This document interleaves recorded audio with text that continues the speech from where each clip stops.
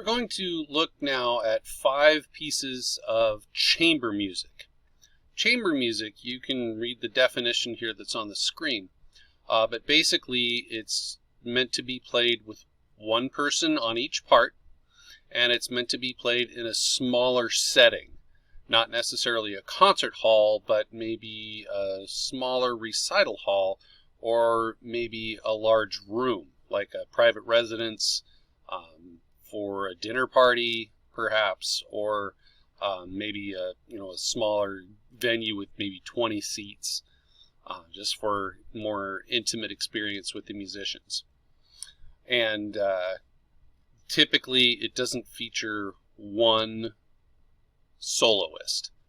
In chamber music, it's more like a collection of soloists, but they're all working together. The first piece we're going to look at is by the master Ludwig van Beethoven. He wrote this piano trio, which is piano, violin, and cello, and that's kind of the standard instrumentation. Whenever you hear somebody say piano trio, that's what they mean. He wrote this for Prince Karl von Lichnowsky, who was an Austrian prince. Beethoven lived most of his life in Vienna, Austria. That's the town that he called home. And for his composition of these 3 piano trios, he earned the equivalent of 1 year's living expenses.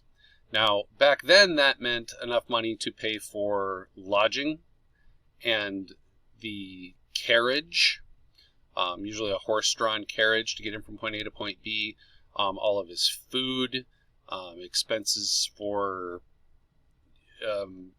his everything in his life. So, in today's dollars, maybe $150,000 or $200,000. They had something different back then. But throughout his entire life, Beethoven had to deal with hearing loss. He wasn't born deaf. He went deaf. And a lot of people think that was a driver behind why he eventually became such a nasty, cranky old man. It's said that he probably never heard anything past his 7th symphony. There are stories about him cutting legs off of a piano so he could put it on the ground, and then he would lay down on the ground and play the piano so he could put his ear on the floor and feel the vibrations. He played violin a lot, again, because when you put the instrument up, you can feel the vibrations through your bones in your jaw and your skull.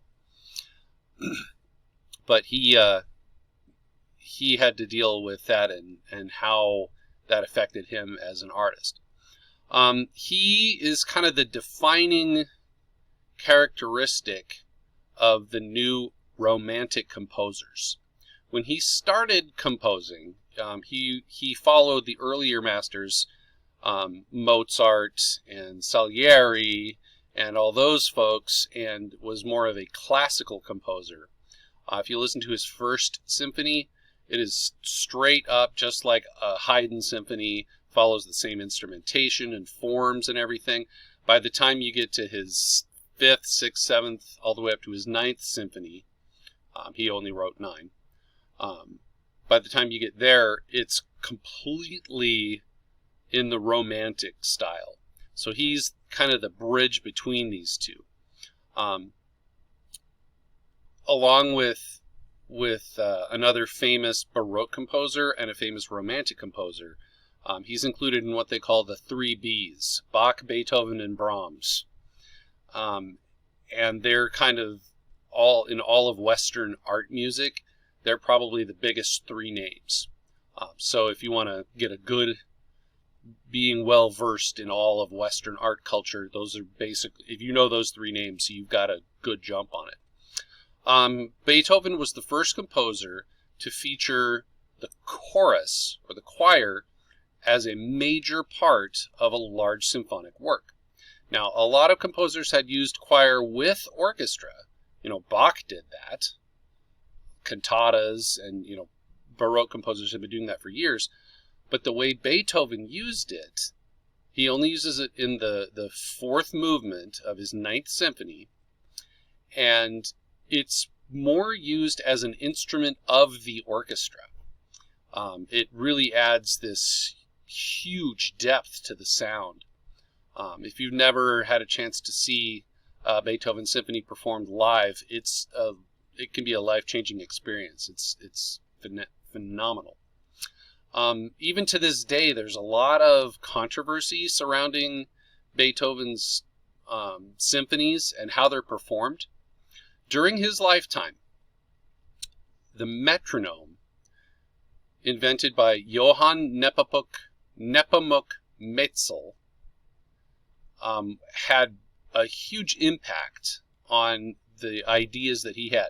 When he was writing specific pieces, he had a specific tempo in mind, and that would determine, how the phrasing went, what kind of bowings you would use, the instruments he would write for, because some were better at playing fast and some sounded better slow. So the metronome had a very, very important impact on his composition. A lot of times if you look at the beginning of a piece of music and you see the little thing that says MM equals 106 or something, that is telling you 106 beats per minute. The MM stands for Metzel's metronome. Some people say, in modern, they say metronome marking, but originally it meant Metzel's metronome. Let's see. I think that gets us through all of the trivia stuff on your little thing. Let's listen to a few moments of this piano trio by Beethoven.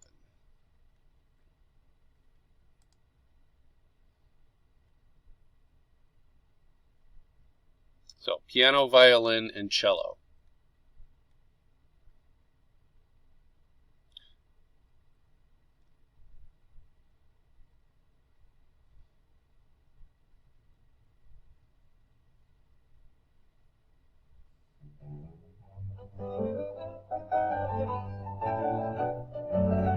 There's that guy behind the piano player.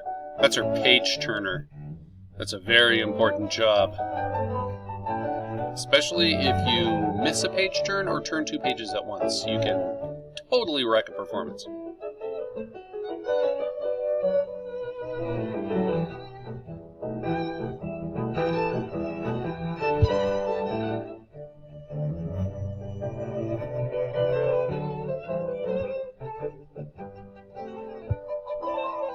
So you can hear a lot how the piano and the violin are trading off the melody. And a lot of times the cello is covering just the bass parts, and sometimes he's doing melodic stuff along with the piano's left hand.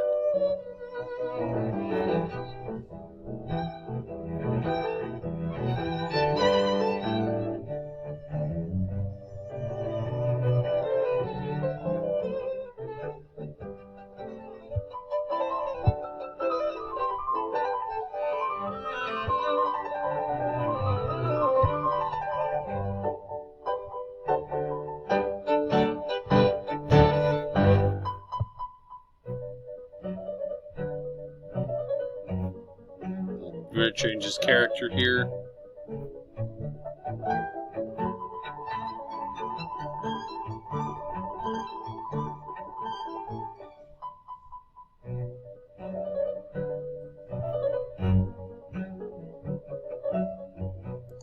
Okay, you can listen to the rest of that, and there are probably, you can find 1,000 recordings of it online. It's a very, very popular piece. Okay, that's our first toe in the water with the world of chamber music. Listen to more next week.